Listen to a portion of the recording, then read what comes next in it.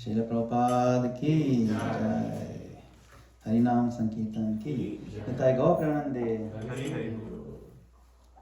So welcome everyone to the Japa Transformation Series. I'm very grateful that you're all here. I'm grateful to be here.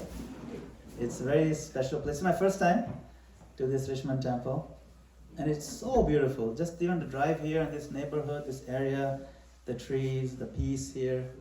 It's just so full of Sattvaman. We are also very, very, very grateful. Let's welcome Hari. Thank you. What a beautiful garden. So this is the Japa Transformation Series.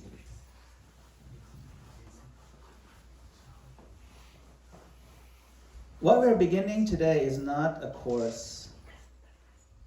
It's not a technique. It's not a motivational talk. It is a recalibration. You know this word recalibration? Resetting all the parameters. A recalibration of how we approach this most sacred meeting of our lives in our day. It's the most sacred, it's a meeting. We're calling a meeting. Chanting is not just one spiritual activity among many spiritual activities.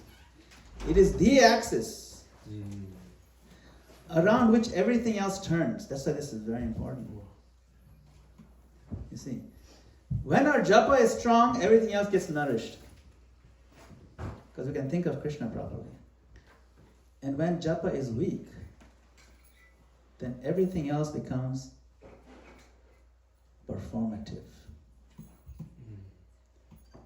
It's true, because our japa is our gauge, parameter of our relationship with Krishna. So before we say anything else, let's arrive properly. Please sit comfortably. Okay? Not lazily, not rigidly, not like super tight, but comfortably. Let the body find a position that it can forget. Let the body not constantly remind you that I'm here. I'm not comfortable. That's important. Let your spine rise naturally. Sit up straight. Try not to lean on anything. Unless you absolutely have to. Try not to lean on anything. Because when you're leaning on something that's a little too comfortable, even if it's against the wall, for the purpose of japa. Japa does not mean you get so comfortable. No. You should be somewhat comfortable still sitting up. So, let's try to get in that pose. So we're just going to dive right into it, okay? Let your spine rise naturally. Let your shoulders soften. Open a little bit. Let your jaw loosen a little. Keep your mouth closed, but let your jaw loosen so your teeth are not touching each other and clenching. Gussa chhod do. Relax. Now hold your beads. Your beads? Everyone has beads? Grab your beads. Hold your beads in your hand. Gently. Jai Samsundar ki jai.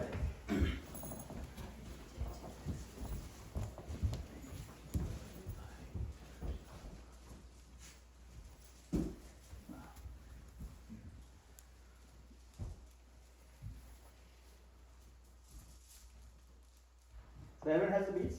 Yes. Okay? Try to hold your beads to your heart.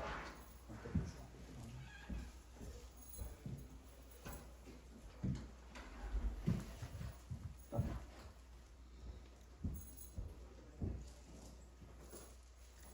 You're holding the bead? Not too tightly, beads break. And not so casually the beads slip from your fingers, just hold them. Gently. Now, take one slow breath in with your nose and slow breath out with your nose only.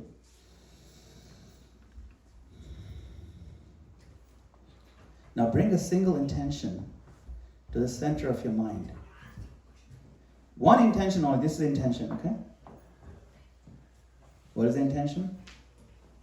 Today, I want to pour myself into my chanting.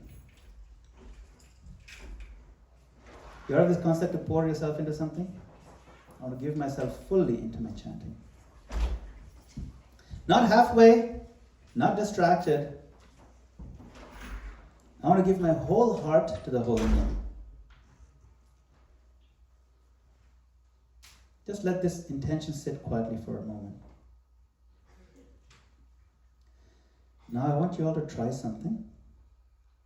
We'll chant Hare Krishna mantra 3 times. But we'll do nothing else. Just hear, only the sound. Don't think of anything else. Just focus on the sound. You know how to focus on sound? Just hear. Okay, that's it. Focus on the ears, focus on the sound that's coming out. That's it. 3 mantras, just hear. Don't overthink it. It's actually very easy and very natural. This is not unnatural. This is the most natural thing. It's as natural as the trees around us. Just hear. Okay, ready? Let's do it. 3 mantras. Okay? Hare Krishna, Krishna Krishna, Hare Hare, Hare Rama, Rama Rama, Hare Hare, Hare Krishna, Krishna Krishna, Hare Hare, Hare Rama, Rama Rama, Hare Hare, Hare Krishna, Krishna Krishna, Hare Hare, Hare Rama, Rama Rama, Hare Hare. How does that feel? Nice, right? Very natural, very soothing. The holy name is naturally sweet, it's naturally soothing, at the same time nourishing, strengthening, empowering, cleansing, all at once. Because all of Krishna's potencies are in his holy name. How many potencies? How many potencies Krishna's in his holy name? Out of all of them? Namna Makari Bahuda Nija? Sarva Shakti. Sarva Shakti means all, exhaustively, nothing is missing. Including his beauty, his sweetness, his leela, his joking nature, everything is there in the holy name. Because these are his potencies. His charm, his naughtiness, it's all there. There's nothing that's missing from the holy name. Don't think I need holy name plus I need to do anything else. No. In the 14 worlds, there's nothing more to be had than the holy name. Who said that? Yes, very good. Bhaktivinoda Thakur says, what is that line? Choda bhavana bhavana mache. Nama bina kichu. Choda bhavana mache. So before we speak about methods, schedules, or techniques, it's important that we're very clear about what we are actually here for. We're not here simply to finish rounds. We're not here to become mechanically consistent. We're not even here merely to improve our focus. Our real aspiration in this workshop is much deeper and more beautiful than that. To awaken a genuine, lasting taste. Taste for the holy name. A taste that is so compelling taste, like an addiction, that chanting no longer feels like an obligation that we have to manage, but a shelter that we crave. You know, craves? You craving? You know this word craving? What's your name? Mohanish. Yeah, do you know this word craving? To crave, what does it mean? Craving means that you're like, you want something Very badly. very badly. What is your favorite thing that you want badly? Ice cream maybe? Yeah, me too. So you and me are the same. Like sometimes just craving ice cream. Like I have to have so badly, you know? Sometimes I just need to have some, Chinese noodle that my mom makes. Just have it. She hasn't made it in 3 days. Craving. We want it so badly. Nothing else matters. I don't care. That's what we want. We want this for the holy name. Chaitanya Mahaprabhu teaches us. He gives us a perfect window into his goal. This is one verse in Antya Leela 199. You must have seen this verse. You should read this verse. It's beautiful. You want me to recite? I'll recite it. Yes, Focus on the meaning. Tunde tandavinim ratim vitanute tundavali labdhaye karna kroda kadambini ghatayate karnabudebhya spriham cheta prangana samgini vijayate sarvendriyanamritim no jane janika kiyabhiramritai krishneti vardhanadvai. So beautiful, right?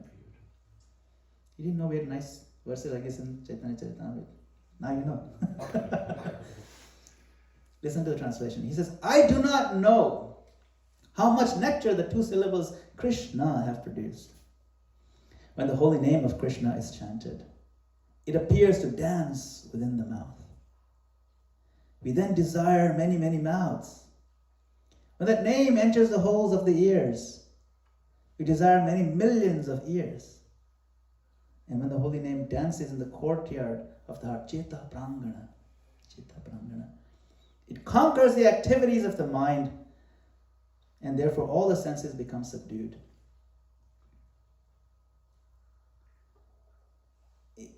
He says, I do not know. He's not saying, I know. Think about that. No jane, janita yadir amridai. I don't know how much. I do not know. That means the experience has surpassed measurement. My hairs are standing on end, and I want millions of mouths. And the heart receives the sound. This is important. The name doesn't merely pass through it. It dances in the courtyard of the heart. And it gently overwhelms the mind. And it quiets our restless senses. This is the experience we want. Not what we've been doing so far. I have to finish my other day. So our goal in this workshop is not to force ourselves into this state. We cannot. Because taste cannot be bullied into existence. Right? Then how do we do it? Our goal is to create the conditions in which this taste can awaken naturally. You cannot bully a flower to blossom, but you can create the conditions where you prepare the soil, you put in the seed, you water it, you take care of it, remove the weeds, then the flower blossoms. You cannot shout at the flower and force it to come out. So, we want better hearing, softer hearts, fewer inner obstacles, and a more honest relationship with the holy name. If at the end of this workshop, chanting feels even a little more attractive, a little more natural, a little more something we want to return to, rather than something we must push ourselves to do. Right now we have to push ourselves. If we just, then we have touched the edge of what Mahaprabhu is describing here. He's not describing something that's unreachable. He's telling us this is what you guys should be feeling too. Don't leave yourself out of this ecstasy. He's inviting us to join him in this ocean. This is not salt water. This is nectar. He's swimming in. So let's hold this verse quietly in the background of everything we do, okay? Yes, I put it first. It's not just poetry, but it's a promise. The holy name carries within it the power to reshape our desires. Okay? That's the journey we're beginning together. So why this Japa Reform series? Why do we exist? This series that I created, we usually do it in several sessions. We're just squeezing into one. It's not here because devotees are not chanting enough rounds. You guys are all chanting enough rounds. It's not here because devotees are lazy. None of you are lazy. And it's not here because devotees lack information. I'm not going to tell you anything new today. Information, you all know everything. That's not the reason. This series exists because Many devotees are sincerely chanting faithfully, sometimes for decades. Yet internally they feel unsettled. I've spoken to many devotees. Some devotees have been chanting 40 years, 50 years even. I'm not feeling fully settled. Yeah. Questions arise like this. Am I doing this right? Why am I not feeling that joy?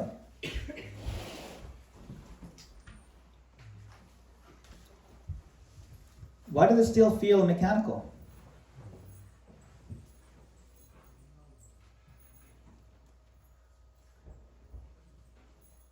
Can you read this one? Why is it still so hard to stay present? Chanting for 20, 30, 40 years. Mind is not present. Why is it still so hard? Why am I not swimming like Mahaprabhu? Is this real yet? Or is it still just attempt to practice it? These are honest, hard questions we have to ask ourselves. We should not fool ourselves into thinking we are more advanced than we are. Thus we'll lose. See? Now these questions don't come from insincerity. They come from what? They come from caring. We care about our growth. We care genuinely about spiritual ourselves and others. But mostly let's first care about ourselves, that we can get a taste so we can share with others. Our acharyas do not dismiss these questions, but they answer them in a very particular way. So over these different sections, we are not going to chase experiences. We're going to stabilize our foundation so we can build on it. Okay? So I'm going to introduce this concept of 4 gates to successful japa. It's a simple but very deep framework that you have to keep in mind. These 4 gates, they're not rigid steps. They're progressive permissions. Each gate removes a specific different obstacle between us and the holy name. The 4 gates are as follows. Gate number 1, fundamentals. Fundamentals means external things that we can do to make sure things are aligned. What is that? Posture. Sit properly. Pronunciation. Chant clearly. Do it in a sacred space. Find a proper place to do it.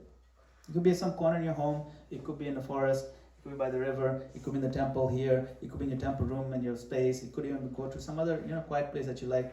Something sacred. And wake up early. Take full advantage of the early morning hours before sunrise. That's gate number 1. These are all external things. Gate number 2, mind and intellect. We first need to understand clearly with our intelligence. What? The identity of the holy name.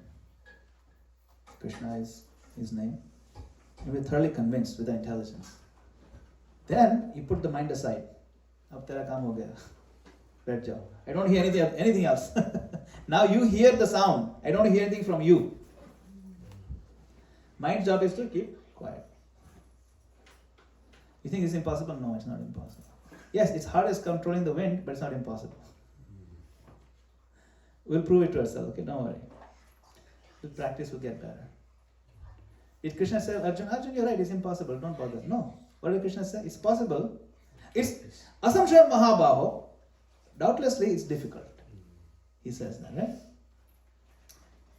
But it's possible with 2 things. You remember? Yeah. Abhyas and vairagya. Practice and detachment. Right. We'll learn how to do that, okay? Then the 3rd gate is called the heartfelt emotion. Our feelings before the Lord. We'll name this raga. Raga is awakening of loving inclination. Remember, chanting is not feelinglessly done. They're feelings. We need to have love. We'll explore those, okay? And the 4th gate, so you see how this gate, these doors, they have handles. The fourth gate, the handle is on the other side. There's no handle on this side. We have no control over it. What is that gate called? Yes, exactly right. Exactly right. Fourth gate is mercy, waiting for him to open the door from the other side. Why? Because we can only go so far with our efforts. When we reach that fourth gate, we cannot demand. We have to not be entitled. We have to pray with humility and ask him, please, you open the door. If we try to demand mercy without clarity and discipline, the practice becomes sentimental. Go straight to mercy. Give me mercy. But I'm not bringing anything to the table myself. I'm not bringing any discipline. I'm not bringing any clarity of thought. I'm not bringing any, nothing. I'm doing it mindlessly, just, talking my phone and then, okay, let me cry for mercy. No, you can't cry if you're checking your phone half the time while doing japa, watching movies. Then you have no right to cry for mercy. We need to bring discipline and clarity. We need to give him everything we have got before we can ask him for mercy. So today we begin with the transformation. Always begins with gate number 1, the fundamentals. And many people, they hear the word fundamentals and they think basic, external, mechanical. But fundamentals are not mechanical. They are relationship based. Means they're critical in building relationships. The way you sit when someone comes to your home and you're building a relationship with a friend of yours comes, the way you sit shows your relationship with them. If someone comes and you like this, thank you for coming, it's so nice to see you. Your words are saying thank you for coming, but you're not really happy to see them. And that's what we do with our japa. This is not mechanical. It looks mechanical. It's an expression of our heart. Right? The way you sit, the way you listen to them, the way you arrange the space to receive them, they all communicate something to that person. And we're inviting Krishna to our heart. How have we arranged the furniture in the heart? If you greet them while lying down, half asleep, multitasking, distracted, the message is not subtle, it's a very clear message. Aao to acha, na aao to zyada acha. Right? That's what we're telling Krishna. If you come, it's good, and if you don't come, it's even better. That's our body saying that. The mat says welcome. The mind says unwelcome. So, posture. Posture is not about yoga or aesthetics, it's about communication. Same thing, body language. This is called body language. It's a language. We speak it. We communicate a point. Your body is the first thing that tells Krishna, I am here for you. A collapsed body communicates casualness. A rigid body communicates anxiety. We don't want either one of those two. A steady, properly focused, relaxed body communicates readiness to receive. Open stance.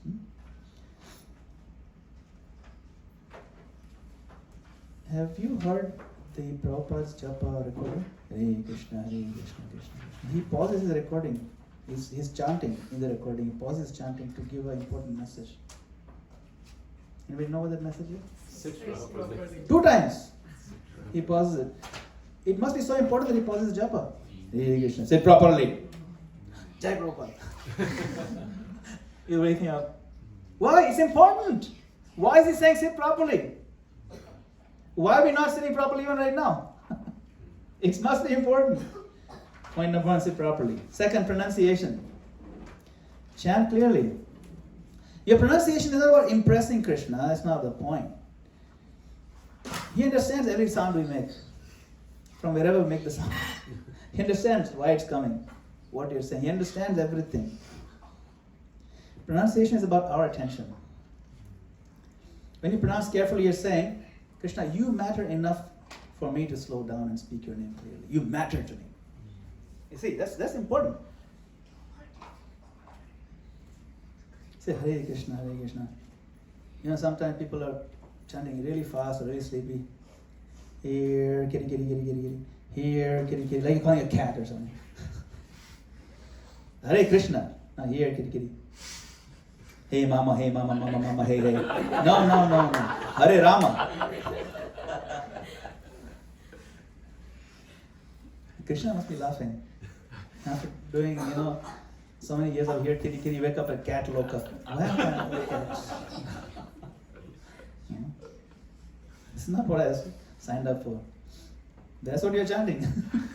With full focus. Here, kitty, kitty. No. We need to pronounce clearly. It shows that Krishna matters to us.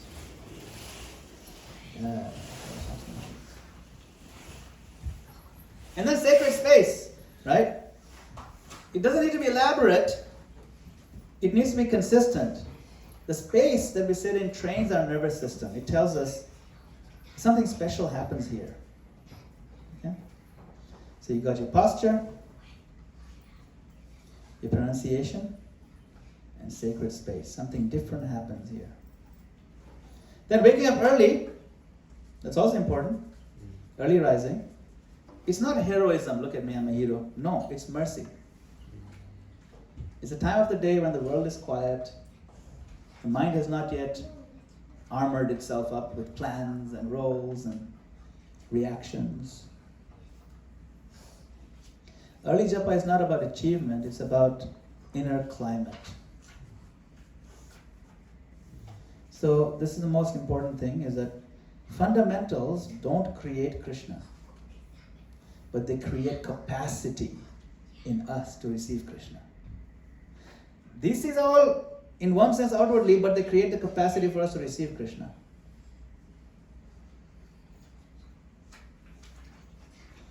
Look at this fellow. He's not in a good mood, obviously. You see him? He's probably very depressed. So his mood is affecting his posture, isn't it? It's like this. So this guy goes to the doctor, psychologist, and he says, "Doctor, I'm just so sad and depressed. I'm just feeling so down." And the doctor looks at him. And the doctor, without saying anything, also does this. For 1 minute he does that. He doesn't even say a thing. He's just wondering, "Doctor, what's wrong with you?" And the doctor looks up. "It works!" "What do you mean it works?" "I'm also feeling sad now." If I stand like this, I'll feel sad too. You see, our mood affects our posture, but a lot of the time we don't realize our posture affects our mood. We can actually control our mood with our posture. Try it. You sit up straight, and all of a sudden it will affect your mood. It will prove to yourself that something serious about to happen. Your mind will sit up straight also. That's how you manipulate yourself. That's called, exercise, weight training. This is all posture affecting your mood. So if you can get in the habit of sitting up straight, every time, no matter what you're doing, eating, sit up like this. Talking to somebody, sit like this. Even in a Zoom call, if you sit like this, say in a work meeting also, if you sit like this versus sit like this, you will see your performance will be different. People will take you more seriously, they don't even know why. Because they see you paying attention, but they don't even know subtly. It's a very subtle, very powerful thing. Get in the habit of sitting straight. Also, it will be less back pain. If you're sitting like this, it's more back pain. If you learn to sit like this, I actually had severe back pain. I was incapacitated, I was bedridden for days with back pain. I couldn't even walk. And this was 16 years ago. I'm even older now. But I got in the habit of sitting up straight, and things kind of normalized. So this is very natural. The natural curve of the spine like this. You keep it like that, it'll work. Okay, look at Prabhupada. Srila Prabhupada was not a 20-year-old man when he came. He was a divine personality. He was more than 70 years old. But look, he's smiling, sitting up straight. Wherever he was, he's sitting up straight. What is our excuse? Anybody here older than 75 years old? No. Everybody's here under 75, right? Only I am very old.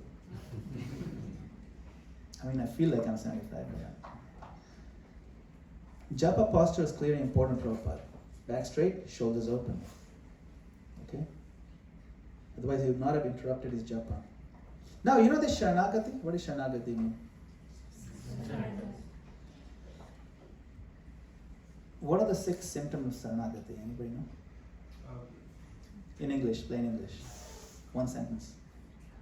Believes Krishna is the protector. Accept Krishna as a protector. Maintain. Not believe, accept. Accept Krishna as protector. Accept all the Favorite. Yes. And reject? Yeah, those 2 things are important. Accept things that are favorable and reject things that are unfavorable. So, we know there are no hard and fast rules, right? There's no niyam. You can chant anywhere. You can chant like this. You can chant with your leg up in the air. Doesn't matter. You can chant in the middle of a rock concert. Don't even have to take a bath. You can still chant. It's okay. There's no rules. Rules mean no rules. Nothing. Even if you haven't taken a bath in 1 week, you can still chant. Not recommended. But there are no rules. For example, there's no rule where you can study for the exam. I'm going to tell you. You must study here or there. You can study in the middle of a rock concert, or you can study in the library. Exam is tomorrow. Whatever works for you, but which is more recommended? Library is better, no? It's more peaceful. Other people are studying. You feel, So similarly, there's no hard and fast rule, but we take up things that will be conducive. So sitting up straight, taking a shower, waking up early. These are not requirements. But when you show Krishna you are so interested in him that you do everything that's conducive, that is actually surrender. So it's not a requirement. When you do it, it is Sharanagati. So think that way. Think from point of Sharanagati. Now, every morning, no matter where Prabhupada was in the world, he'd always do one thing very important. Anybody know? Morning walk. Why? It's no hard and fast rule. But he would say that if I don't walk daily, my body gets jammed up. So important for us to also not get jammed up. So, in my Japa retreat, I make everybody do this. Stand up. Stand up, I'm not kidding. I'll take video of it too, I'll laugh later.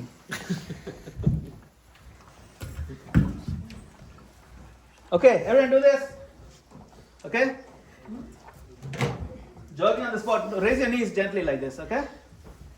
Like this, just gently. You feel better already? Yes? Because when you sit cross-legged, this all get jammed up. Okay? Now you can walk like this. Do jogging on the spot. Yeah, loosen your body. Okay, move your arms again, loosen your arms. Okay, now jump on the spot. Put your hands up. Okay, now stop shaking hands, put them like this. This is what we do anyway, right? Hare Krishna, Krishna, Krishna, Hare Hare, Hare Ram, Ram, Ram. Head side to side. Hare Krishna, smile, smile. Krishna. This is training for street Japa. Happy devotee. Hare Krishna, Krishna, Krishna, Hare Hare, Hare Ram, Ram, Ram. And I'm like this one. Hare Krishna, Krishna, Krishna. Some devotees laugh like this. Hare Ram. It's a nice one. Ram, Hare. Okay, now loosen your hands. Stop. Nice, right? Okay, breath. Take a breath with your nose and breathe out with your nose only. Try not to breathe in mouth. Okay, this is warm up. Okay, we're doing some stretching now. This one. Okay, like this. Stretch up and also try to touch the ceiling. Go, try very hard to touch the ceiling and then bring it down. Put it down. One more time. Take a breath with the nose. Okay, look upwards. Try not to lose your balance. Tippy toes. Stretch and then bring it down. Okay, now you stretch like this. Put your arm upwards. Okay, and then you hold with the other arm your elbow. Make a curve. Gently, try not to trip over. And hold that stretch for about 3 seconds. Okay, then the other way. Stretch this. It's so much fun, right? You never thought you were going to do this. Okay, good. Now put your hands up in the air and make circles, clockwise 5 circles. 1, 2, 3. This is training for Harinam Sankirtan. 5. Okay, the other way now, anti-clockwise. 1, 2, 3, 4, 5. Okay? Now, neck twirls. So put your chin down and then you start with the left and make 5 circles. Roll your neck all the way back, looking up the ceiling. Slowly, don't go fast. Go very slow. Okay, if you go too fast, the head might fall off.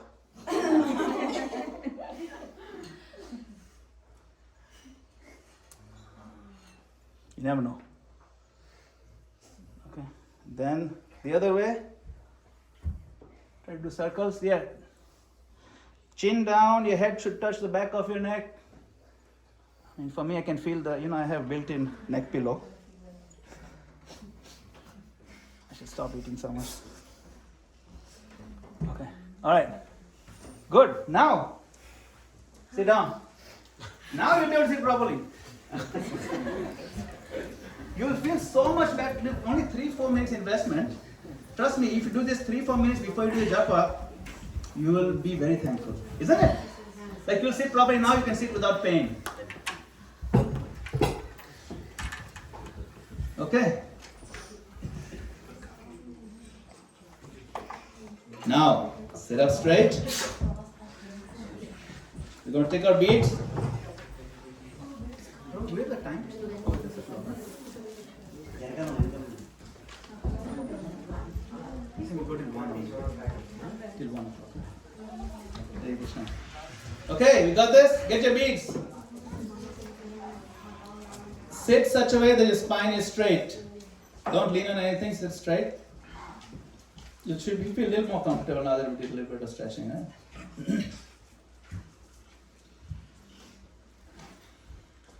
Let your shoulders drop, let your face soften. Don't be so hard with the expression soften. Notice how your body feels when it's ready to listen. Your body is now ready to listen. Sit up straight. Hold 1 beat.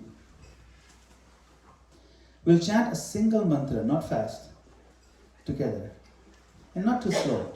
Listen to every sound very attentively. Okay? The sound you have to listen to. Chant very clearly, okay? Hare Krishna, Krishna Krishna, Hare Hare, Hare Rama, Rama Rama, Hare Hare. Now pause.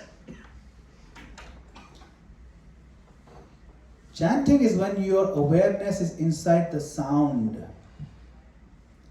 Not observing it from a distance, but you're entering into the sound. See if you can picture yourself surrounded by the sound. Your sound you're producing. The sound vibration, Prabhupada says sound vibration. This is the most important aspect of the whole meaning. So for the next 1 minute, keep this instruction in mind. We're going to chant for 1 full minute. Focus on the sound. Every time you notice a distraction of your mind, don't worry. Just return your mind back to the sound. That's the most important point. Sound. If you find yourself returning again and again, that's not failure, that's success. Okay, that's devotion. When you return your mind to the sound, that's devotion. If the mind wanders 100 times and you return 100 times, that's 100 acts of bhakti to the lotus feet of Krishna. It's 100 flowers you offer to Krishna. Think like that. Okay? Ready? Let's start.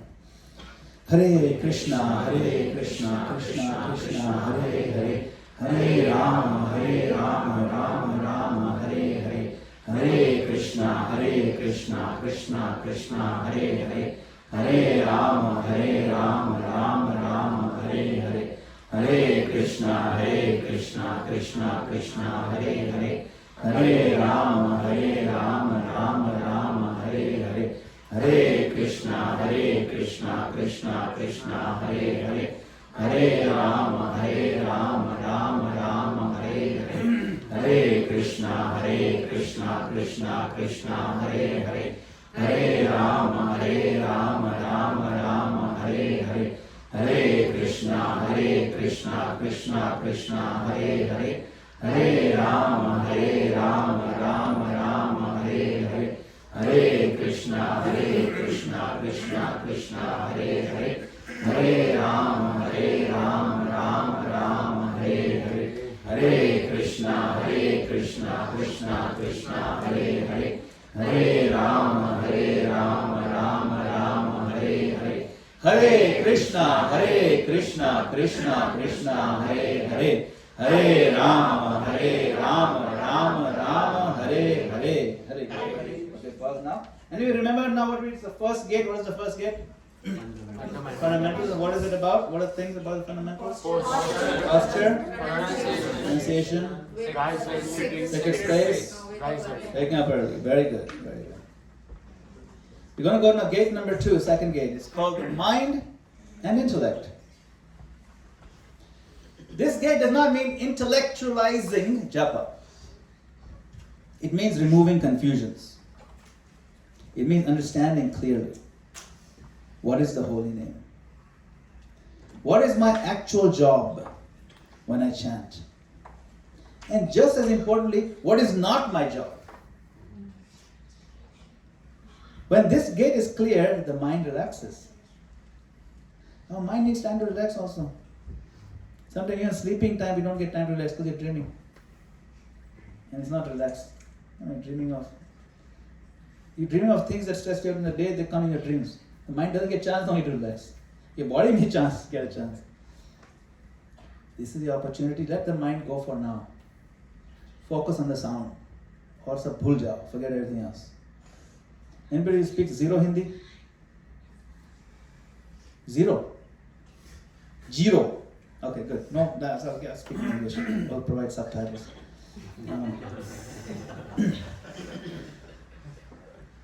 When the mind relaxes, the heart can work better. So, we need to have clear identity of the holy name. The holy name is Abhinnatva Nama. There's no difference between Krishna and himself and his holy name. There's no difference. So when you chant japa, the sound passes through your lips, through your tongue, through your throat. You feel like I am producing this sound. It's my lungs. And externally that is true, isn't it? But internally, spiritually, something different is happening. Because Prabhupada explains that the name is Krishna himself. It's not a product of flesh, blood, breath, lungs, vocal cords. It appears through your apparatus, but it is not of that apparatus. Look at this window. The sunlight is shining through the window. It's lighting up the room. The window is not producing the light. Window is allowing the light.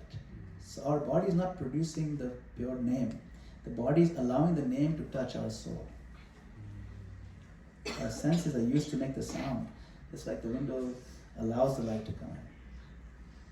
You see. The glass may be dirty or clean. That's why Cheta Darpana Marjana. But the light is never dirty. It may look dirty to me, but it's not the light that's dirty. The sky is not dirty, the window is mostly clean. So we settle this clarity in the intellect. This is Krishna. The name is pure. Krishna is present in the sound. My job is not to manufacture purity. Purity is in the sound.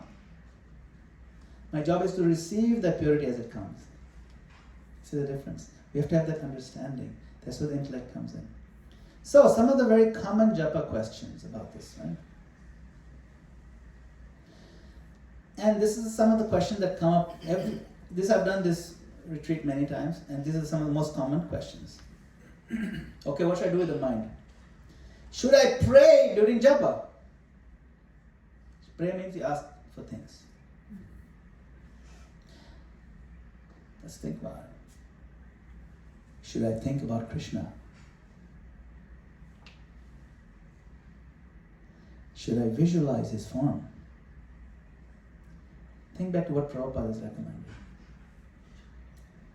Is it yes to any of these questions? Should I reflect on the meanings or pastimes? Prabhupada never said yes to any of these. So why? Just make the sound and hear the sound. Why do you need to add more layers? These questions come from sincerity. They're not bad questions. They're very sincere questions. But they also come from anxiety. What is anxiety? That maybe just chanting and hearing is not enough. That's our anxiety. It's not enough. It's too simple. We need to add, layers. Prabhupada answers very clearly. He does not instruct us to add layers. He doesn't say chant plus imagine. Chant plus analyze. Chant plus narrate pastimes. No. Instruction is much simpler. Hear the sound. Where's the question of mind? This is Prabhupada's quote. So what is the controlling of mind? You have to chant and hear. That is all. Because Prabhupada was asked all these questions all the time. Why didn't you bring the mind? What is the, right? You have to chant with your tongue, and the sound you hear. What is the question of mind? See, it's important. I don't have much time to narrate this, but I can refer you to this particular one. This is a very important conversation. You can reference it, make a note of it. There's a morning walk in 1975 in Nairobi, November 2nd, Nairobi. And here the devotees ask these kind of things. How can I improve in chanting with the Japa, and what to improve? And what about quality? And Prabhupada talks a lot about this. He says quality, don't worry about quality. You just focus on hearing, basically. I mean, this particular thing is very dear to me because it answers so many questions. People come up with, we don't listen very carefully to Prabhupada, but he's given every answer everywhere to all these questions. They're not silly questions, they're good questions, but he answers them very nicely. And this particular dear to me because it happened where? In Nairobi. You may not know, but Nairobi is very dear to me. I was born here. This is in Kenya. I was born in Nairobi. This happened on November 2nd, 1975. Prabhupada's lotus feet was there in Nairobi. I was born in July 1976. 9 months after this. So maybe his blessings are there. So, just here. Now, another tip I can give you is when you're chanting Hare Krishna, think of each mantra as a separate, distinct, discrete ahuti into fire, oblation. Everything is unique. Don't make it one long blur. Because what happens when you don't make one long blur, the mind goes for a walk here, and this blur continues here. So bring back the mind with every first Hare. Hare Krishna, Krishna Krishna, Hare Hare, Hare Rama, Rama, Hare Krishna. That first Hare, you bring back the mind intentionally. Don't assume it's here. Assume it's already gone for a walk. By the end of first mantra, it's already gone. Vapis lao, bring it back. Clear? That's why you focus on that first Hare. Okay? So we tried now, okay? We do 10 mantras. This time, we're going to score ourselves. Get a sense how many of the 10 mantras you are able to really focus your mind on hearing. And how you bring it back? By anchoring on that first Hare. Anchor. Bring it back. Learn to do it by practice. This is not practice and detachment, right? This is what we're doing. Practice. Abhyasa vairagya. We're following Bhagavad Gita. None of these I'm making up. I'm just putting it in English. That's all. Okay?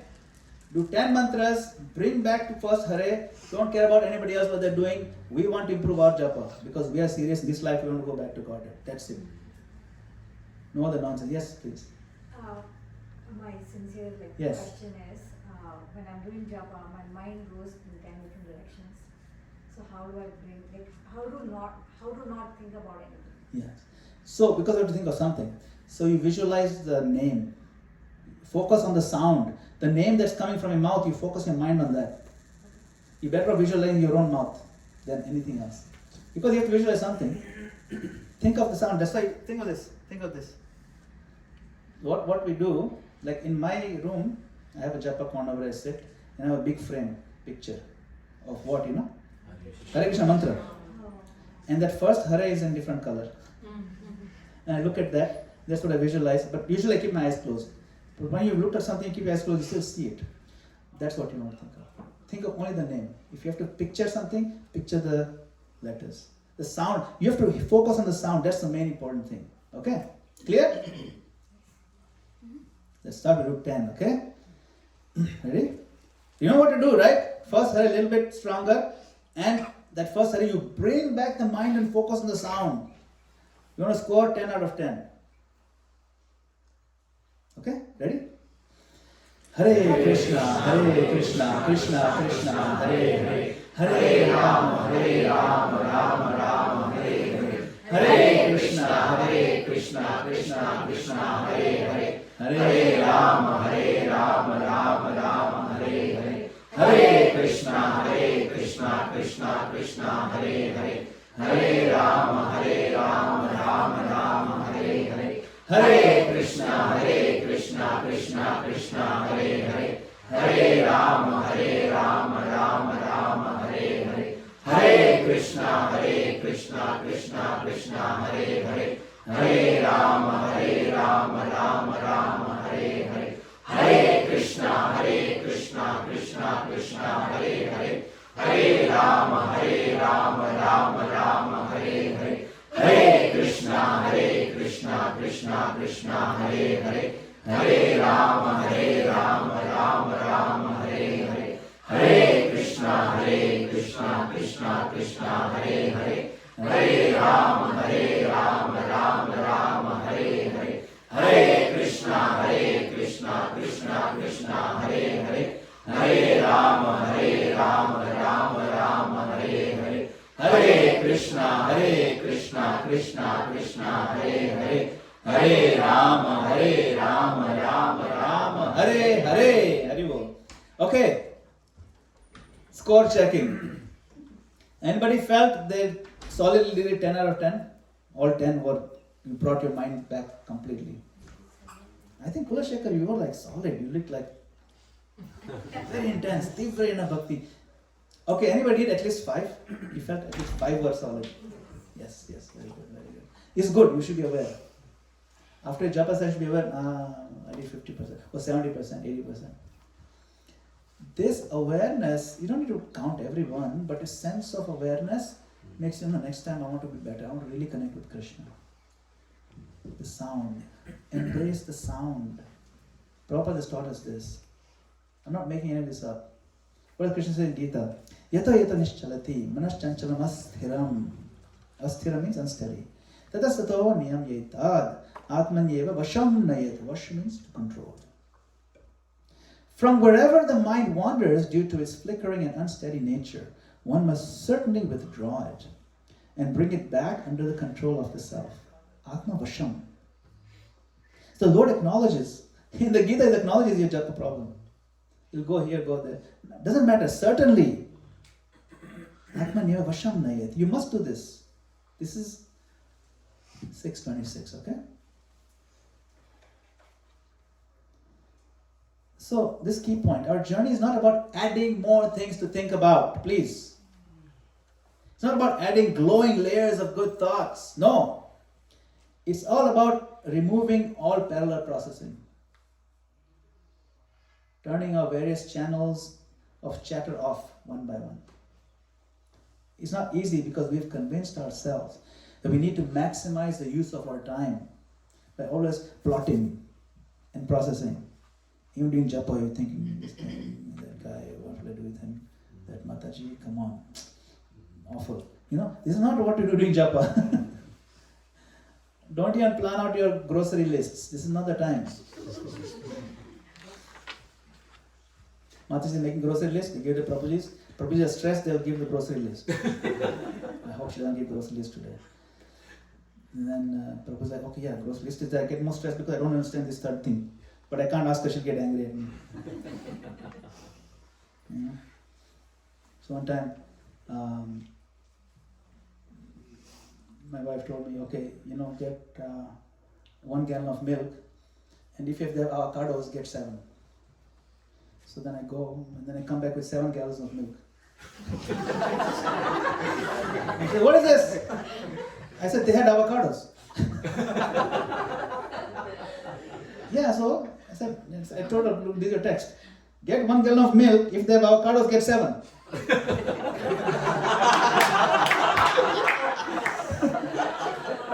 This is why we get so stressed out. Prabhuji brings very much clarity, you know. Another problem is if you send a Prabhuji to buy groceries, you must keep your cell phone with you. Oh yes. See, oh yes, yeah, now you know, eh? This is just me proving that I'm married, okay?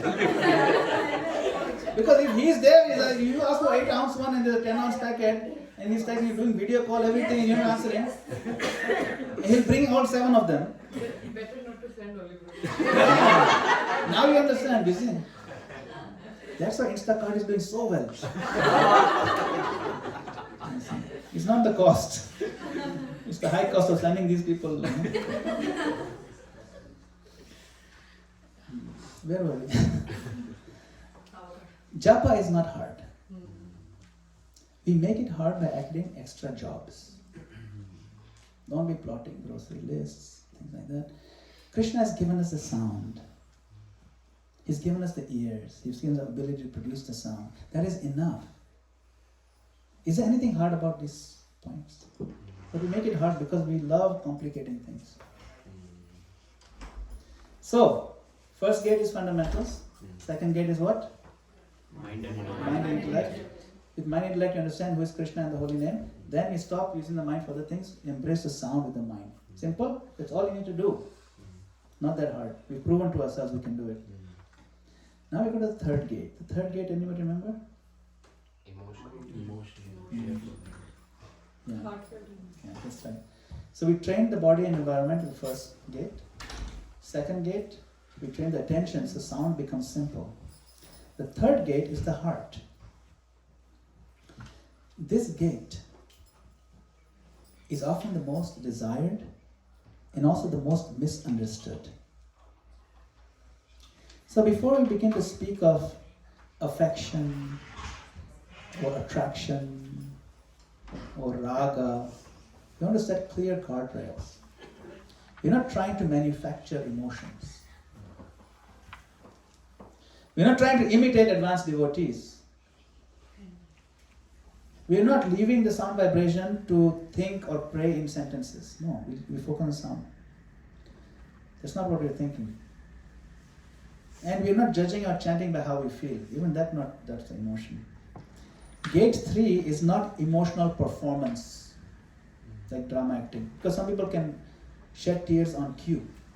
That's not what it's about. It's not. It's about emotional honesty. See? So I want to talk about this concept of raga. I mentioned that earlier. Raga does not mean emotional display. It doesn't mean visualizing pastimes also during japa. It doesn't mean abandoning the sound for inner dialogue. Raga simply means this. When we chant, we allow our real inner life to face Krishna honestly. These are my feelings. Not the devotee we wish we were, but the devotee we are present here. The one actually holding the beads. This honesty with ourselves is already devotion. Okay? Let's talk about the emotions. Human beings are emotional beings, whether we admit it or not. Whether we present ourselves as calm or intense or spiritual or practical. We are driven by what we feel. We are. That's why this gate is so important. The third gate. Because if we don't understand our emotions, we'll not be able to chant steadily. We'll not be able to chant deeply, honestly. We'll either suppress the heart, that's one extreme, no emotions, or we'll imitate the other extreme, the heart. Both are obstacles, both are not acceptable. So for today, gate 3 is about learning very practical and liberating framework of emotions. Help you understand what emotions belong where. I want to spend a little time on this because it's sophisticated and complicated. Our emotions are very complex things.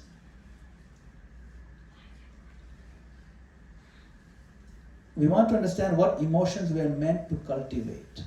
Cultivate means naturally allow them to grow. They're natural emotions. And cultivate them from our current stage without pretending to be more advanced than we actually are. Clear? So categories of emotions. The framework in one sentence. There are material emotions, there are Sharanagati emotions, and there are Bhakti emotions. Material emotions are what we already know.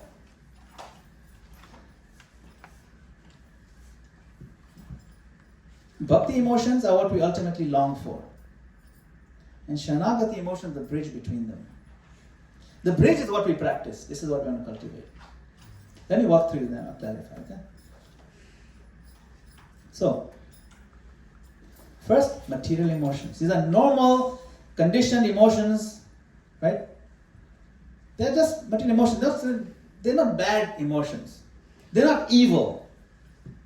They're not shameful. They're normal, conditioned emotions flowing from our false ego and a survival consciousness. Okay?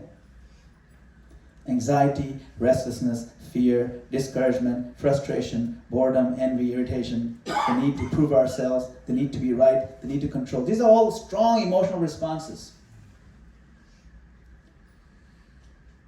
These are not rare. These are daily. Daily for everybody. Nobody's exempt from these. These emotions become the main obstacle on the path of bhakti because they enslave us. They dominate us. We can't chant japa because one of these has gripped us so hard.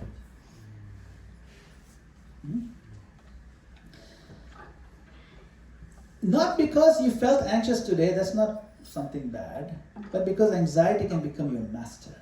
You have to learn to put this aside. You can only put it aside if you can first name it. That's why I'm naming them. See? Not because you had a moment of irritation, but because irritation can take over the whole mind and steal the holy name from the center of your focus. And here's a key teaching to remember.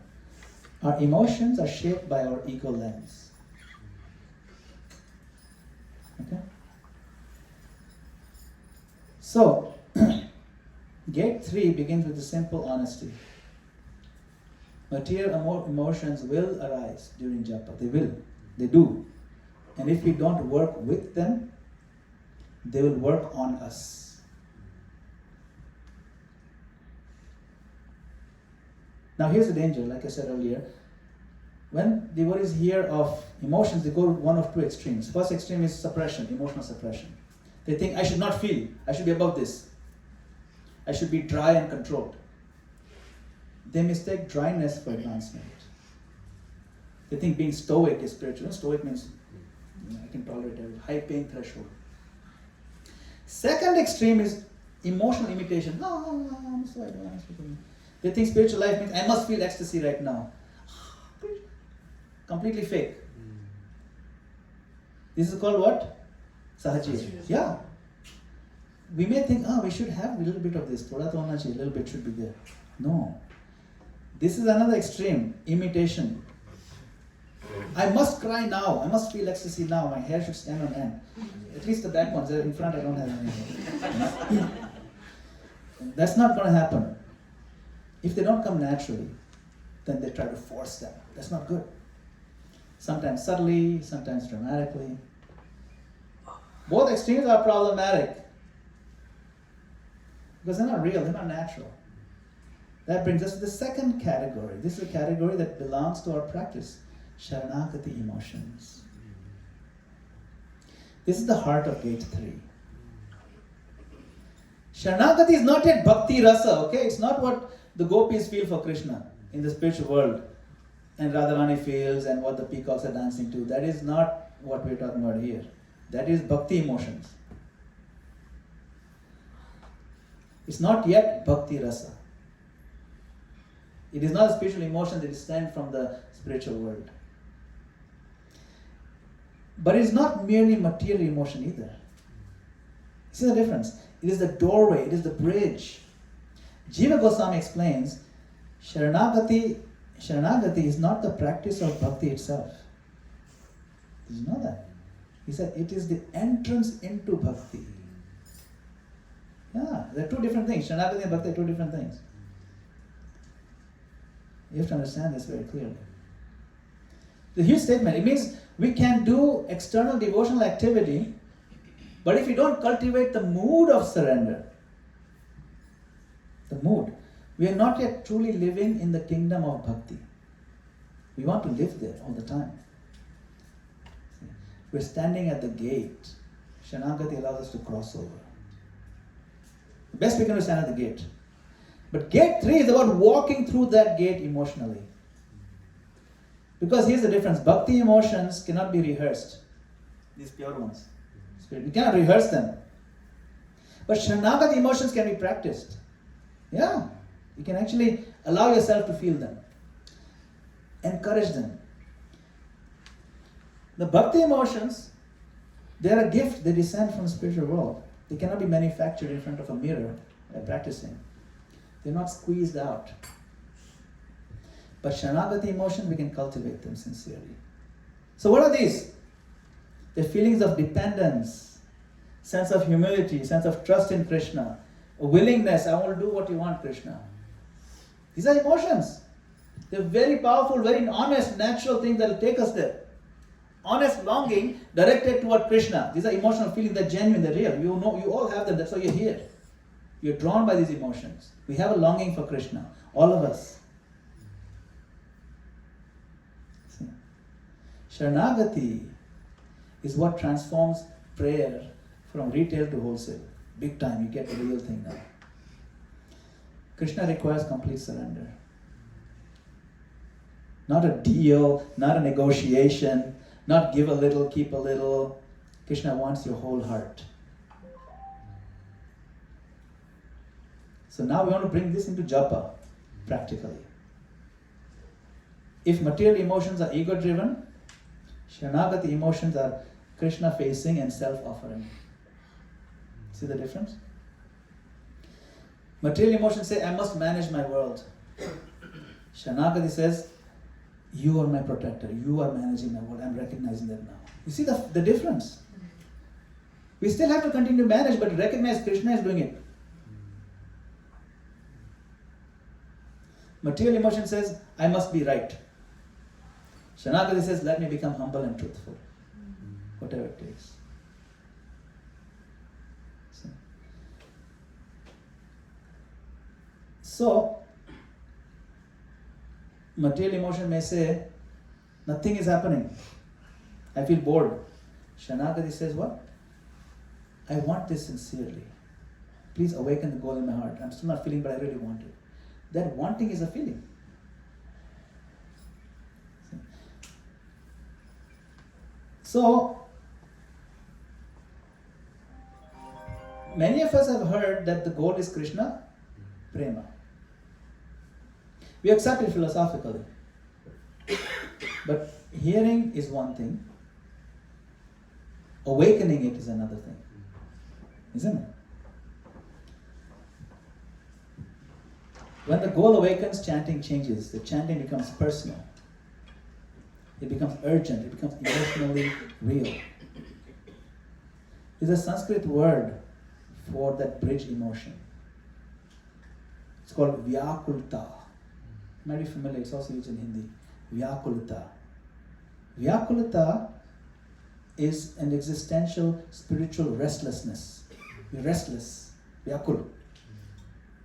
You might have heard this word. It's a surrendered anxiety. It's a holy urgency, sense of urgency. Not depression, it's not panic, but a sincere inner cry. Why is it not coming? I want you, Krishna, please. Please help me. This is a Sharanagati emotion. Krishna, please help me. That emotion is not fake, it is not performance, it is not imitation of ecstasy. It is honest longing and dependence. Sharanagati emotion is the fuel, because emotion is energy. You see?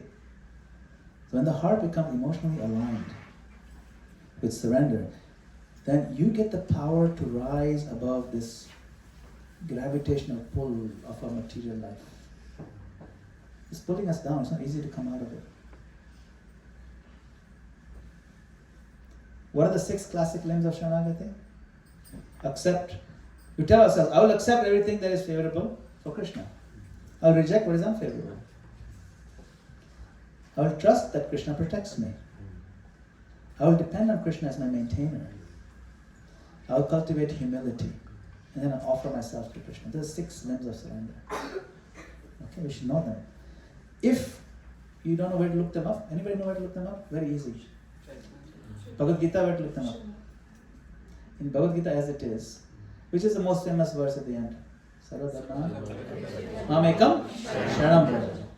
He talks about Sharanagati. In that verse, in the purport, Prabhupada explains the 6 limbs. Quick, easy to find. Because Bhagavad Gita is everywhere. Okay? So, in gate 3, we don't just discuss these, we chant with them. Of course, we're going to talk about bhakti emotions. These are real spiritual emotions we read about, we long for. Tears, a soft heart, spontaneous absorption, chanting the pussy so deeply, you don't care for anybody else's feelings. We cannot practice these, okay? This is for us to aspire for, not to practice. If you try to practice this, that's sahajiya. Don't go there. Don't bother. Don't take it cheaply. We don't go there. We admire them, we adore them, we respect them, we learn about them. But we practice Sharanagati. Clear? Now, I want to understand something. Sharanagati emotions and the hearing part. Just now you're saying, you hear only, now what do I do about my emotions? I thought that's the thoughts. Emotions are not thoughts. Emotions are feelings. They're a climate of the room.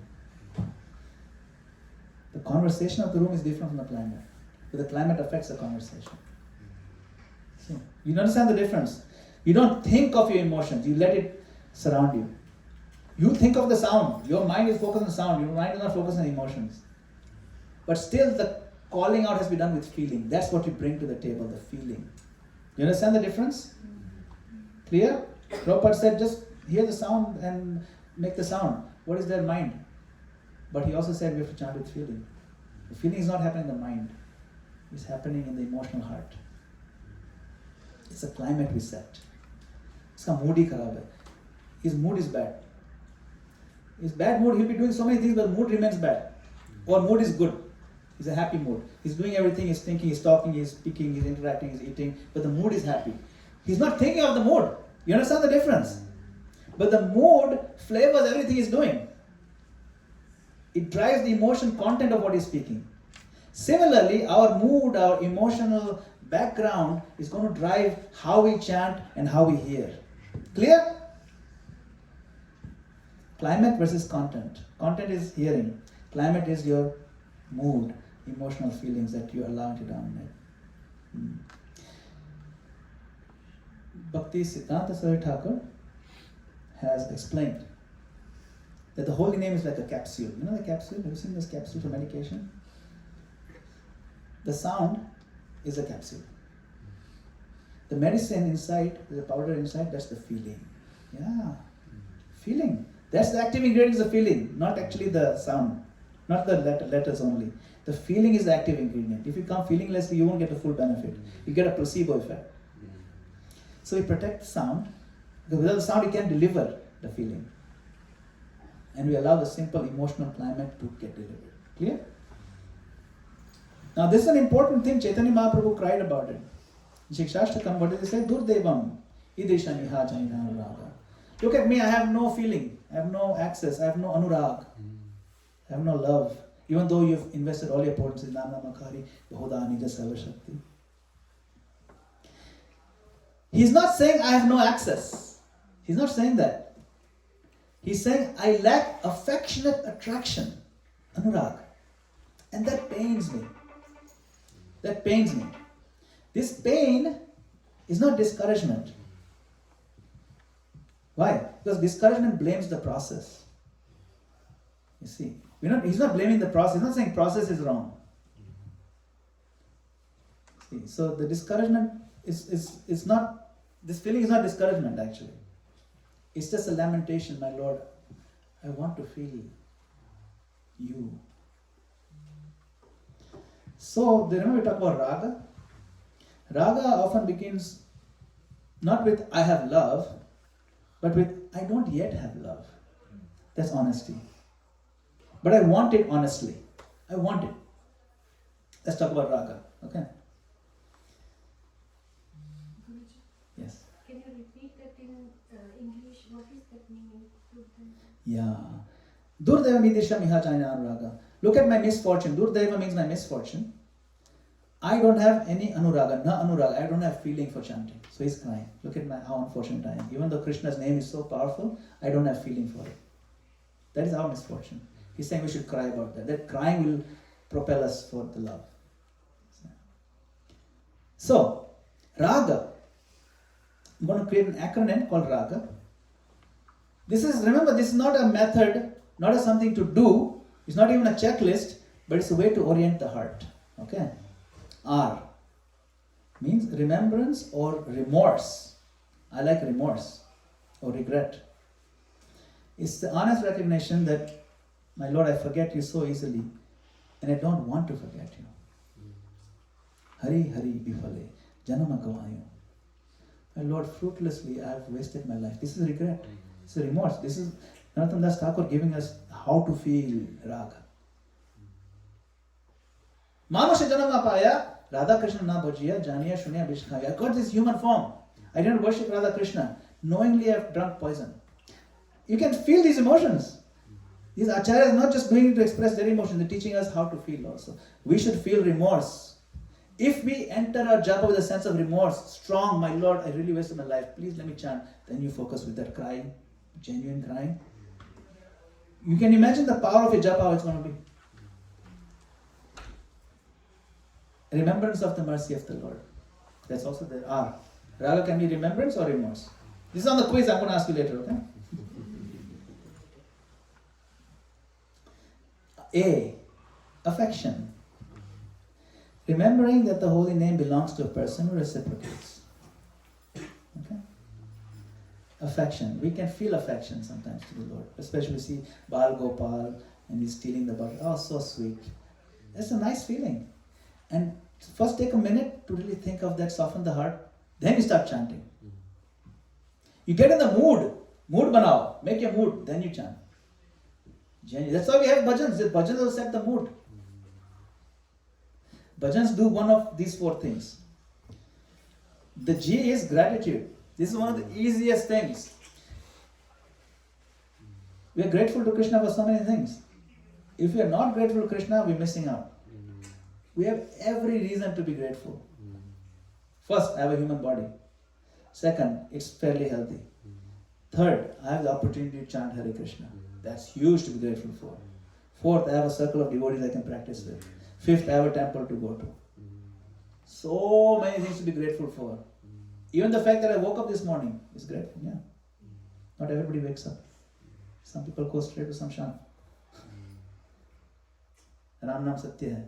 Even there they're chanting. We should be grateful we woke up today. Krishna, thank you. I'm alive today. Hare Krishna, Hare Krishna. I'm grateful. It immediately softens the heart. And it removes a sense of entitlement. I deserve this. No, I don't deserve this. You're giving me even though I don't deserve it. You know? My Shiksha Guru, his name is Kalakant Prabhu. Sometimes every time I ask him, Gurudev, how are you doing today? I'm doing much better than I deserve. That's such a nice gratitude to have, right? Gratitude is the attitude. Gratitude is the... What does that spell? What does that spell? Gratitude is the attitude. Yeah, Gita, that's right. G-I-T-A. Gita. Very good. And the last one, appreciation. We can appreciate Krishna. We can appreciate how wonderful he is. We can appreciate his beauty, we can appreciate his smartness, we can appreciate his brilliance, we can appreciate his mercy. So many things are worth appreciating. This is not a checklist of things we must have. Now I must put this gratitude. No. We must have a feeling, one of these feelings. We have the natural in the heart. It's like 4 doors are open with different colored lights in the rooms. Look in your heart. Which door is the most wide open right now? Enter that room. You follow? Right now I'm feeling, gratitude will come very easy to me. Let me really be grateful for something. Or remorse. Wasted my life. Really, really just awful. Even now my inclinations are so bad. Krishna, please help me. That's a good remorse. Go in that room. Then chant. See? Anything you can leverage, but it has to be real, honest emotions. Not fake. Has emotion, okay? These are doorways. See, our goal is what? Krishna? Prema. Prema is all the way up here. We can't just jump to prema, but there are stepping stones of genuine emotion we can reach. Gratitude we can reach now. Prema we can't jump to. Remorse we can reach now. Prema we cannot jump. You understand? But they are stepping stones to love. If you go through these stepping stones, you can reach love. These are love adjacent. Clear? Okay. Prabhupada explained. Pay special attention to this purport, okay? This is a purport. If anyone recognize this section of the Bhagavatam, 1:8-26? Yes, that's right. Prayer of Queen Kunti. This verse is Janma Ishwareshuta Shri Bhi Edamana Madhakuman Neva Harta Vidatum Vai Tvam Akinchana Gocharam. Only people can only call out feelingly to you who have given up running after these other things, birth and money and things like beauty. So this is a purport, okay? Very important purport. It is said in Shastra that by once uttering the holy name of the Lord, the sinner gets rid of a quantity of sins that he is unable to commit. Unable to commit. Once. Not 16 rounds, once. Such is the power of uttering the holy name of the Lord. Is it exaggeration? There is not the least exaggeration in the statement. It's double making sure you understand this point. Not even a little exaggeration. Actually, the Lord's holy name has such powerful potency. But this 3 dots means but. What's the but? Anybody know?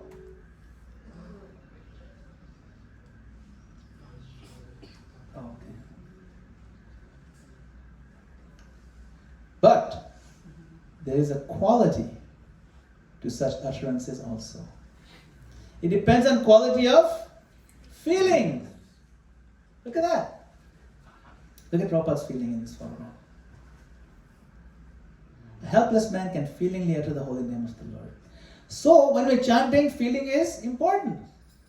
In fact, it's essential. If you want that effect of wiping all your sins, this is what you want to bring to the table. Yes? I think this answers my question I had. Sorry to interrupt you.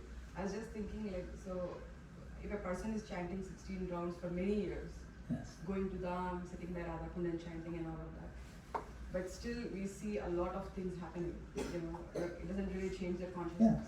Versus a person who might chant just for a few years and then you see so much advancement in consciousness. So I think this answers that. Right.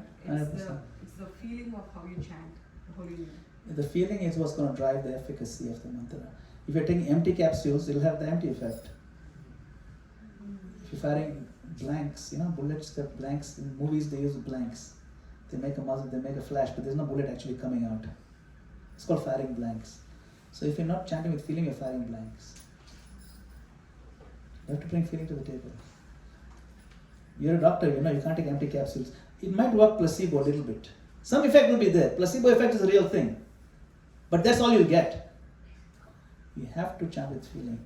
Then you get that wiping all the sins, full ecstasy, but this feeling has to be brought. That's why we need the gates. And we can't jump to this gate. We have to bring the first gate, second gate, then the third gate is this one.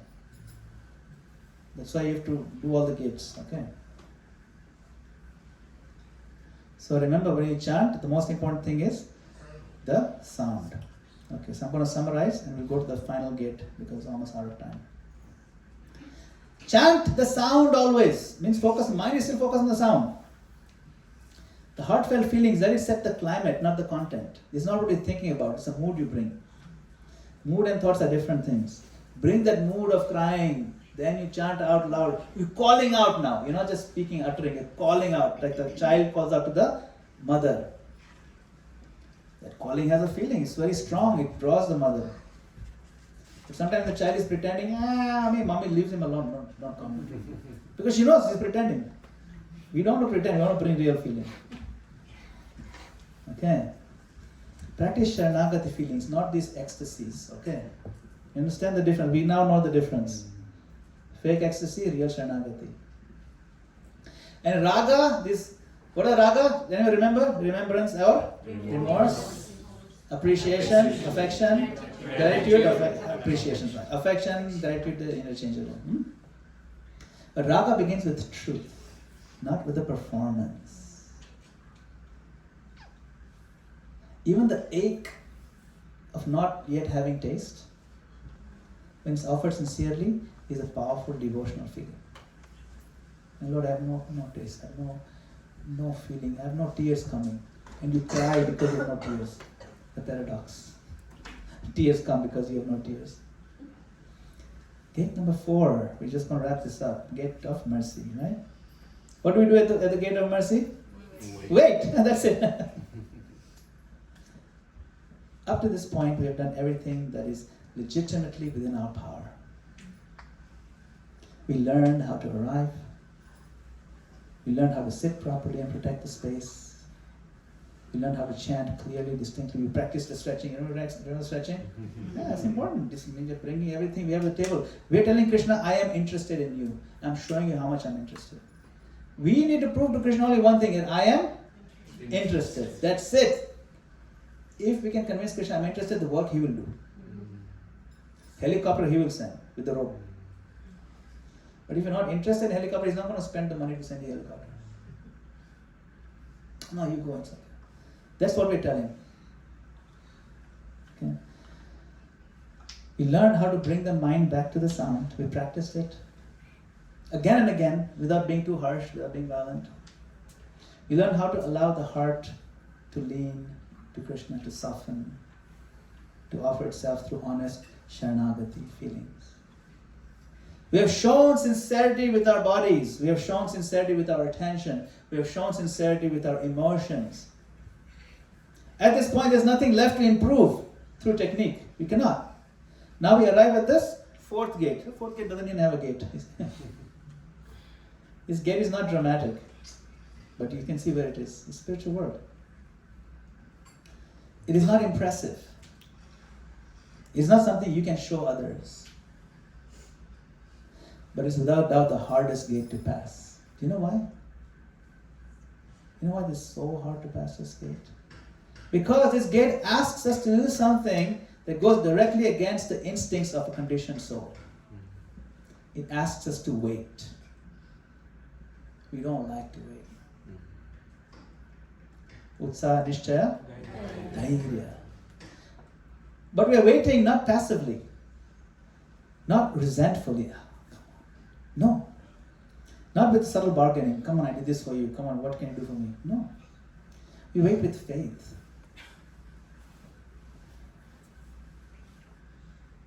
To wait without demanding proof. To wait without timelines. Give me timeline at least. No. Nothing.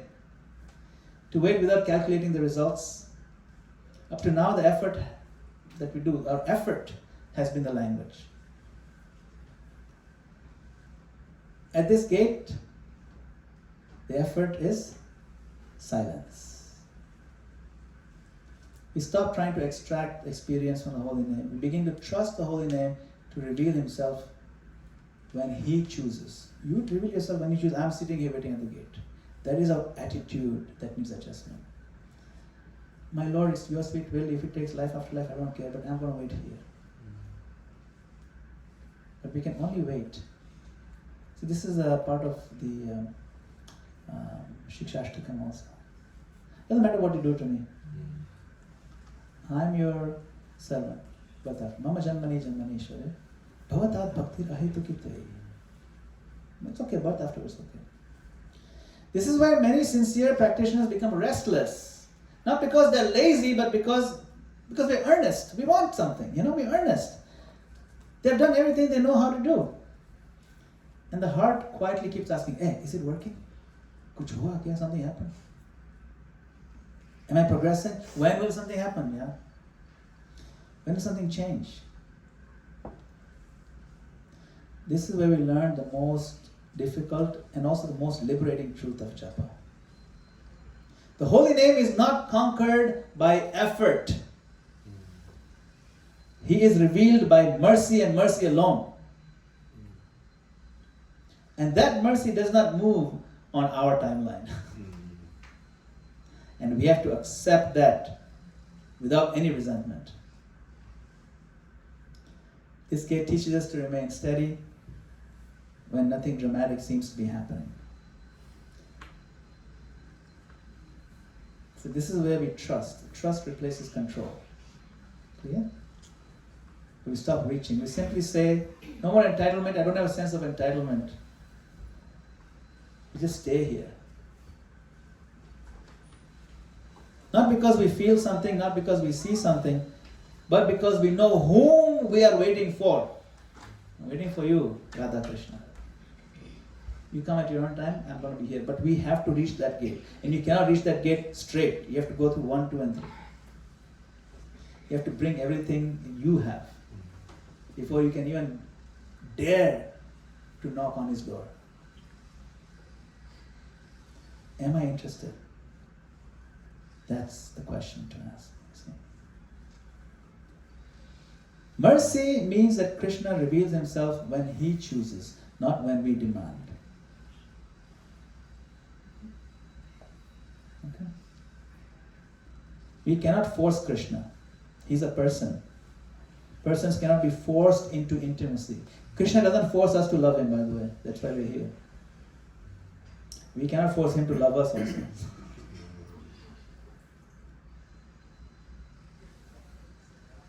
Free will. Krishna doesn't force us into love. Forced love is not love. It's called assault. Put in jail. It works both ways. We have turned him down enough times. He has every right to turn us down. And we should keep that in mind. And with that humility, pray at his gate. Hey Lord, I have turned you down. I'm sorry. Repeatedly I've turned you down. I'm sorry. Now I'm trying to show you I'm interested. I don't care for anything else. Can we do that without japa? Can we reach his gate and beg for his mercy? Naiva harta vidatam vai tvam akinchana gocharam. See, Queen Kunti is praying. In Srimad Bhagavatam, she says, these prayers, they're not demanding. She doesn't say, give me realization. She doesn't say, give me ecstasy. She says that Krishna is approached by those who are materially exhausted. Tvam akinchana gocharam. You're approachable by those who have actually had enough. They're exhausted by this selfishness in the world. And we approach in a sense of helplessness. Those who have tried everything. Those who no longer stand in their own materialistic self-confidence and ego. Helplessness is not weakness in bhakti. Helplessness is honesty, it's honest strength. When we chant with the mood, I have done what I can. Now I depend on you, Krishna. Then the heart becomes open. This is the doorway of mercy. Okay. Waiting in bhakti is not boredom. It is attentiveness without expectation. It's like sitting with someone you love with no agenda. See? This means we even stop measuring this point. Was that good? Did something happen? We chant because we belong here.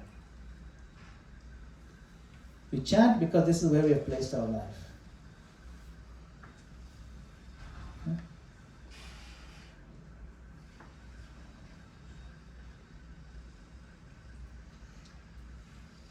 This is the fourth gate of mercy. And I'll end with this.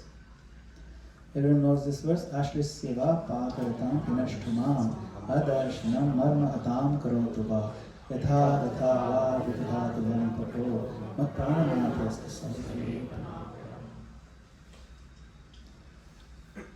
You may embrace me tightly and make me yours, or you may make me broken-hearted by not being present before me. That's that patience we're talking about. It's okay, I'm sorry. I'm broken-hearted, not here. I'm not feeling your presence. But that's okay. That's okay. See, Mahaprabhu wrote this. Lord Chaitanya Mahaprabhu is not merely acknowledging separation. He's removing all conditions from love, unconditional love. I don't care. I mean, it doesn't matter to me, my Lord, you embrace me, that's nice. You kick me out, that's also okay. No condition, I still love you.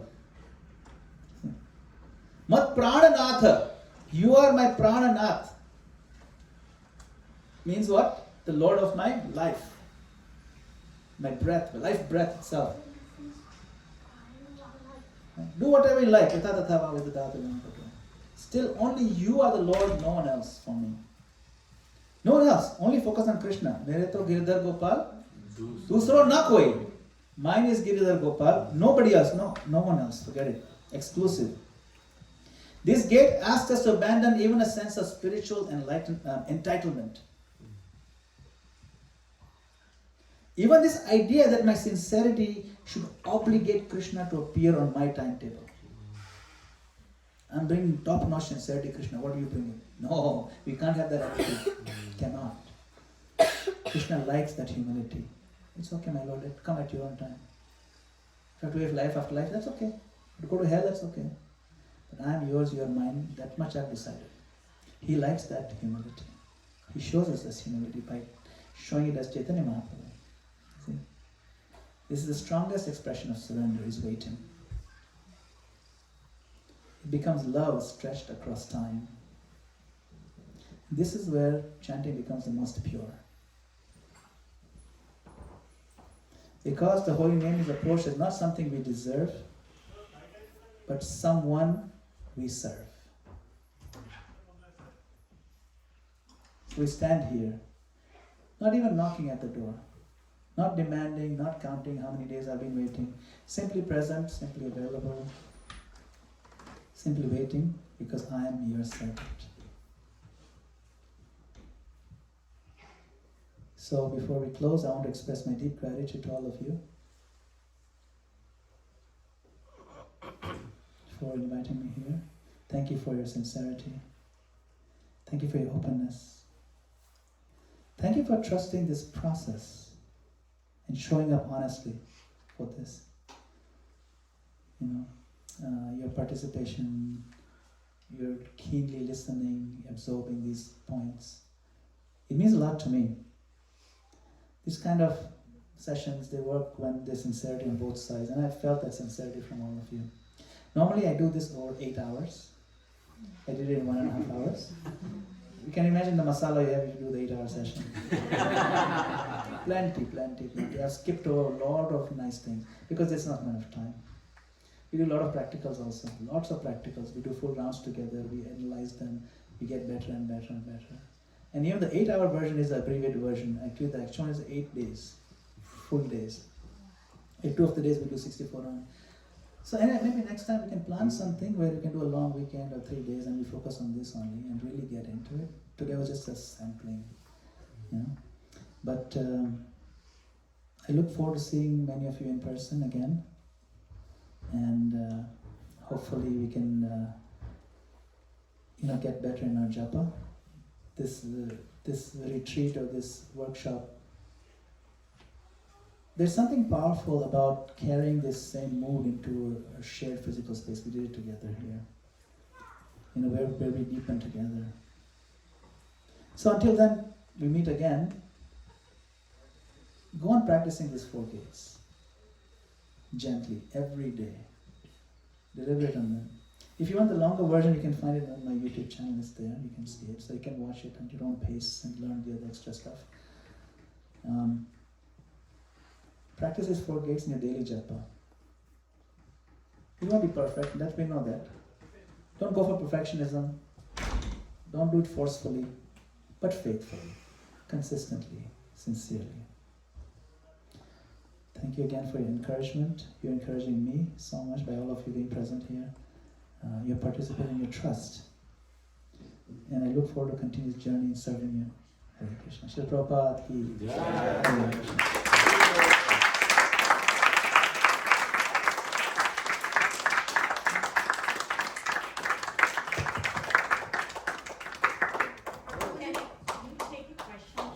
Yeah, I think we have time, right?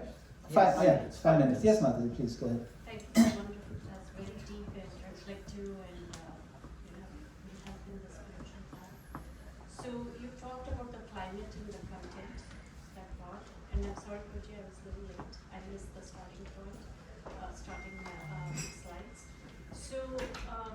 just trying to understand the climate and content, like the modes. We are like kind of influenced by these 3 modes and our chanting. How should we understand that? Like, I know you talked about that third gate, like where material, the influence. So how should we understand the mode of passion, ignorance in this process of japa? Yes, the modes. We're always wrestling with the modes. That's one of the reasons in the first gate. In the first gate, we try to really reduce the impact of the lower modes substantially. Lower mode is chanting like this. Posture. This is sattvic. Lower mode is starting at chanting 11:30 at night. 4 o'clock a.m. is sattvic. Right? Lower mode is just Hare Krishna, Hare Krishna, like that. That's lower mode. Clarity of sound. So, because we are working on the framework where it really kind of forces us to align with sattva, it maximizes sattva. Doesn't mean that we'll be pure. We'll still have the influence of lower modes. And they will come into emotions also. That is why the emotions are framed specifically, not this intention. If it's done with this intention, that makes it sattvic. That is why we gather, on Friday we did this bhajan night, Like, why we read bhajans? Why we study bhajans of acharyas? The acharyas teach us how to express remorse. Feeling in and of itself is not pure. Crying in and of itself is not pure, necessarily. His Holiness Gaur Govind Maharaj would say, crying is important, but pig is also crying. What is crying for? Where is stool? Where is stool? Give me stool. We are crying for our stool also, different things. Yellow stool. You know what is yellow stool? Gold. Gold is called yellow stool. Gold is how much now? $5,000 a coin. Gold. But we are thinking like that. We are crying for it. No, we have to shift our crying to something else. So, yes, that 100%, the modes will affect us because to the degree we've cultivated those modes, they will grip us. But because the life framework kind of promotes the alignment with our acharya's teachings, that yes, we bring the emotions but guided by these motives, then the feelings will also be purified. And Krishna's main thing we have to prove to Krishna one thing, doesn't matter what mode we are in. We have to prove to Krishna one thing, that I am interested. Very simple English. I am interested in you. Krishna is interested in us also, by the way. He's very interested in us. We are the ones who are, playing cat and mouse. Sometimes like this engagement happening and the girl is not, okay, should I commit? No, play cat and mouse. The boy really wants to get, he's very interested. The girl says, let me check my other options, But not lose this one. So I'll keep connection with you, but let me check other guys also. That happens, you've seen it's the world, right? We are doing that with Krishna. We are not giving it undivided focus, exclusivity. We are not like, मेरे तो गिरिधर गोपाल दूसरा न कोई. हाँ, मेरे गिरिधर गोपाल हैं, दूसरे भी हैं. I have others also. Not exclusivity. And that's fine. This is who we are. We are divided souls. That's okay. But we can bring that to Krishna also. Krishna, I am interested in you, but not as much as I should be. Even that is a good prayer. It's honest. You see? That's why we have to wrestle with the modes for sure. But we can maximize the impact of the mode of goodness if we can align ourselves with goodness as much as possible. 100%. That's why we have the framework of the first gate. And first gate includes also what you eat, by the way. What you eat, how much of it you eat. And eating just doesn't mean food, it means what you watch, what you read, what you discuss with other people. All that's eating, it's all ahar. Ahara shuddha sattva shuddhi. From there's a chain reaction. The ahar starts a chain reaction towards goodness. Goodness is not easy to grip. It's very elusive. But if you have a culture around goodness, then something good can happen. Right? Srila Prabhupada ki. Very good. Okay.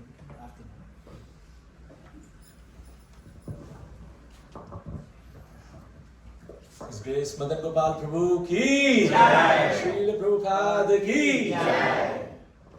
Wow, the trailer was so good. Think about the picture, the movie. So once again, Prabhu, thank you so very much. I mean, we had this kind of workshop, I remember, but long back, right? Recently, many years, we did not have something like this. And this is so relatable, so practical, and so beneficial. So thank you so very much, Madana-gopāla Prabhu. So let's thank from all our hearts by loudly chanting, Hari Bol, Hari Bol, Hari Bol. Today is also a very special day.